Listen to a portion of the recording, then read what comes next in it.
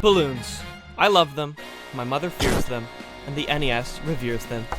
Avery Swanson. When I heard that the NES was trying to capture the lightning in a bottle that is a balloon, I was skeptical, but luckily I'm here to report that Balloon Fight is an instant Balloon Fight started as an arcade game, much like Ice Climbers. It hit the scene in 1984 in its respective cabinet and came to home consoles in 1986. Now, where Ice Climbers failed in every way to make a smooth transition to a more adult format, Balloon Fight succeeds in every aspect. Its premise is simple: survive. As a little dip with 2 balloons, you must prove to all your adversaries that Mom really did say it was your turn to float around. Essentially, you need to fucking pound these kids on the head, and if you're lucky, you'll send them to a watery grave. The magic, however, comes from the controls.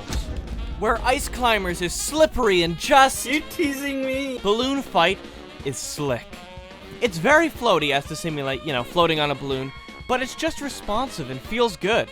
As always, the levels get progressively harder and harder until... fuck me!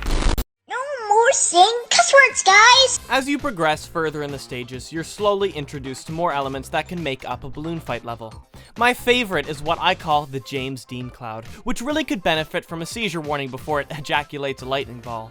These balls add a really interesting cat and mouse dynamic to the level, as you can't fuck off! Interestingly, I found that the main Balloon Fight mode wasn't actually what I even enjoyed the most. The game invites you to Balloon Trip, which you probably guessed involves James Dean Cloud... fuck. It's essentially an obstacle course in which you are attempting to rank up by collecting the most balloons. Oh, come on! In its simplicity, Balloon Fight proves itself to be a very addictive, charming game. Much like Dr. Mario, it doesn't ever turn its gameplay on its head or try to be overambitious. It just does what it's good at, and goddammit, it's good at being a balloon. Or something like that.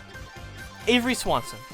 Unfortunately, however, I can't say the same about its HD remake. They completely forgot what the game's about. I mean, come on.